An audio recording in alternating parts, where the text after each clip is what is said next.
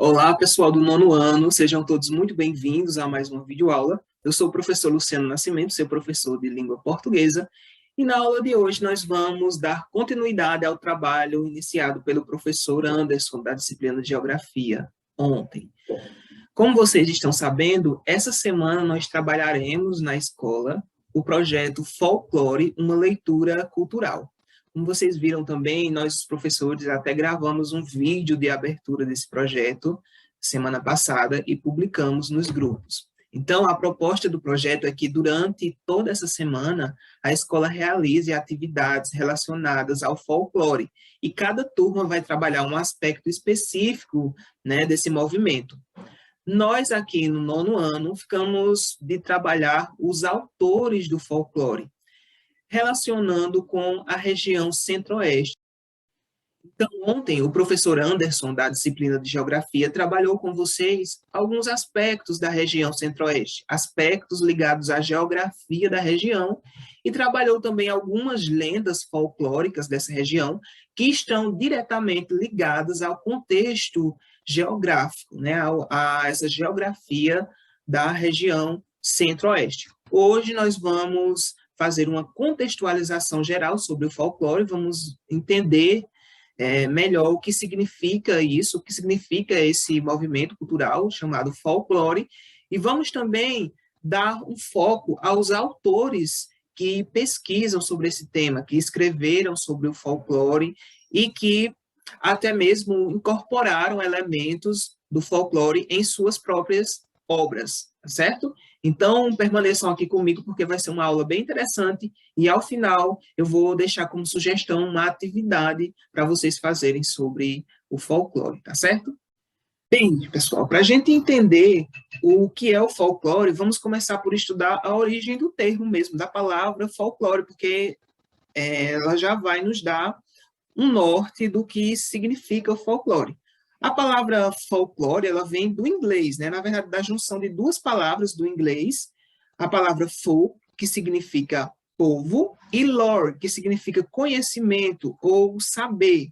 Então, o que seria folclore de acordo com esses termos que dão origem à palavra? Nós podemos entender que seria a ciência do povo, ou conhecimento do povo, ou ainda conhecimento popular.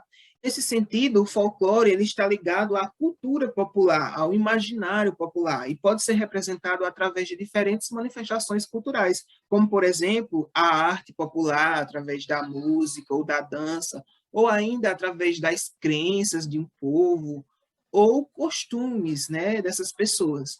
Tudo isso está ligado ao folclore, pode estar ligado ao folclore. O folclore é uma cultura do povo e para o povo. Nesse sentido, ele é coletivo, mas ele também é individual. Por quê? Porque uma mesma história pode variar de acordo com o tempo e até mesmo de acordo com a região. Por exemplo, vocês estudaram com o professor de geografia há algumas lendas que estão ligadas à região centro-oeste. Dentre elas, vocês viram a lenda da Mãe do Ouro. Então, vocês perceberam que essa lenda folclórica está diretamente ligada à geografia da região, né, ao comportamento ali das pessoas daquela região, mas o folclore também tem esse aspecto coletivo, por ser um conhecimento do povo, né, do povo para o povo. A gente diz que ele é individual porque essas histórias são contadas, né, de geração para geração. Então, com o passar do tempo, as histórias vão se modificando. Separei aqui para vocês 4 características que podem nos ajudar, né, a identificar o que seria o folclore. Por exemplo, muitas dessas histórias, né, que são contadas e que nós identificamos como histórias folclóricas, elas têm origem anônima. O que é que isso significa? Que o autor dessas histórias não é conhecido. Não se sabe quem foi que criou, quando foi que se criou, né, essa lenda, essas histórias. Simplesmente elas são contadas gerações após gerações. E aqui nós já entramos, por exemplo, na questão dos autores folclóricos que nós vamos estudar. Esses autores, eles não são os criadores das histórias do folclore. Esses autores que nós vamos estudar aqui são autores que se dedicaram a pesquisar sobre o folclore e muitos deles até incorporaram elementos do folclore em suas obras, como, por exemplo, aqui o mais famoso, que se tornou por conta de um seriado que passou na TV durante muito tempo, é Monteiro Lobato, né, que escreveu O Sítio do Pica-Pau Amarelo. Quem aí não assistiu, né, esse seriado que passou aí na TV durante algum tempo. Então, o Monteiro Lobato, ele incorporou na sua obra muitos elementos do folclore. Ele trouxe para dentro de sua narrativa personagens do folclore. Mas esses personagens, eles não são criações de Monteiro Lobato. Por exemplo, a criação de Monteiro Lobato é o Narizinho, a Emília, a Dona Benta. Mas, por exemplo, a Cuca, o Saci, né, a Mula Sem Cabeça, que tem em algumas partes da obra de Monteiro, não são personagens dele, mas são personagens que ele incorporou às suas histórias porque fazem parte, né, da cultura. E, de certa forma, isso é muito importante porque ajuda a preservar, né, essa cultura, ajuda a divulgar a cultura do folclore, a cultura popular. Então, nós temos outros autores também que nós vamos estudar aqui hoje, tá certo, gente?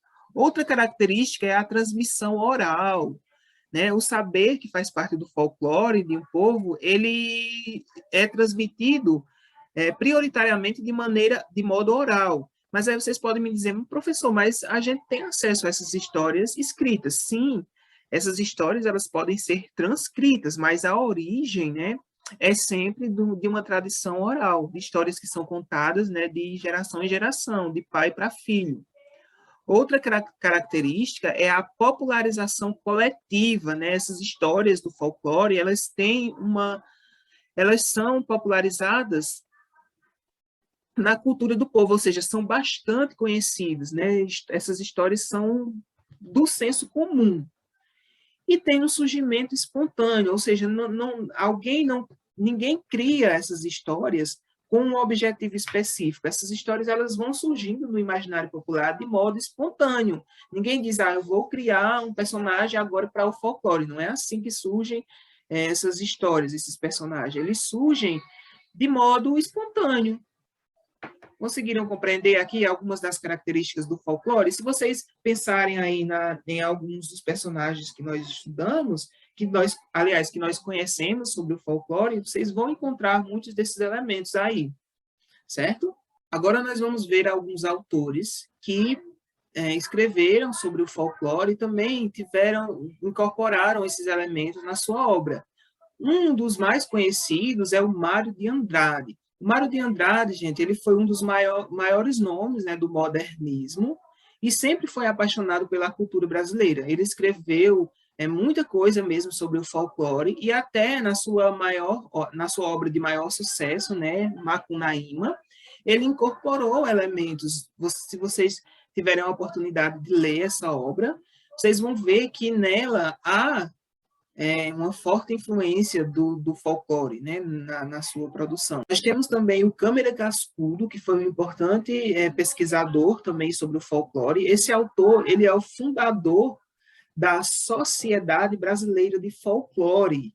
Ele também escreveu um livro chamado Dicionário do Folclore Brasileiro. Esse livro foi publicado em 1954, é um livro muito importante para quem deseja saber mais, né, sobre os mitos folclóricos do Brasil. Ele também organizou muitos outros livros a respeito desse tema e deu aulas a respeito disso também. Outro nome muito importante também em relação ao folclore e a pesquisas nesse sentido é o Pedro Teixeira. Esse autor, que era um professor também, ele foi responsável, né, pela fundação do Núcleo Folclórico Beatriz Vasconcelos, que ajudou, né, a divulgar a cultura popular. Entre as obras desse autor, algumas das mais famosas estão Folclore, Música, Dança e Torneio, e também Anedontas do Folclore. Essa obra é muito interessante.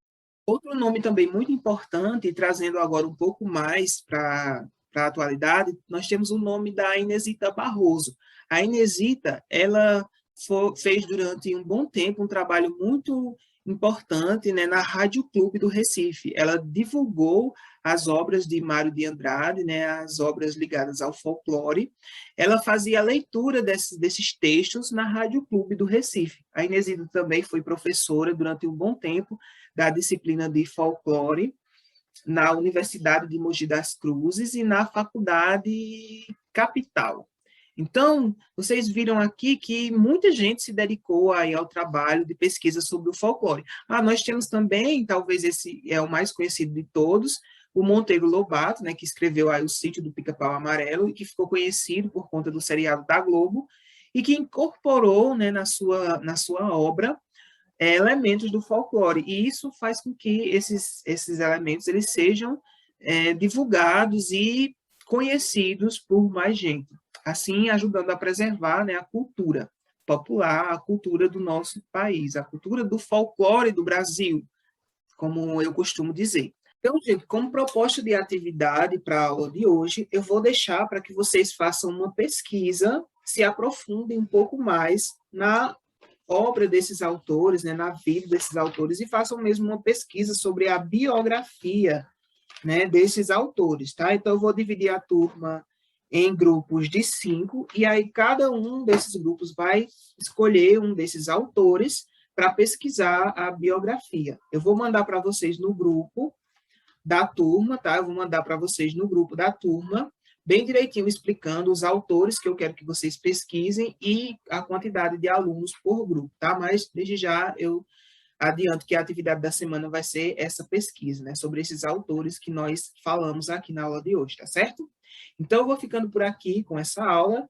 Na aula de quinta-feira, nós voltaremos a falar sobre esse tema, sobre o folclore, sobre os autores do folclore, e aí nós vamos produzir um material para ser divulgado, né, na escola, para que, quando for na culminância do projeto, nós tenhamos algo para apresentar na nossa turma, tá certo, gente? Então, um abraço a todos e até a próxima aula.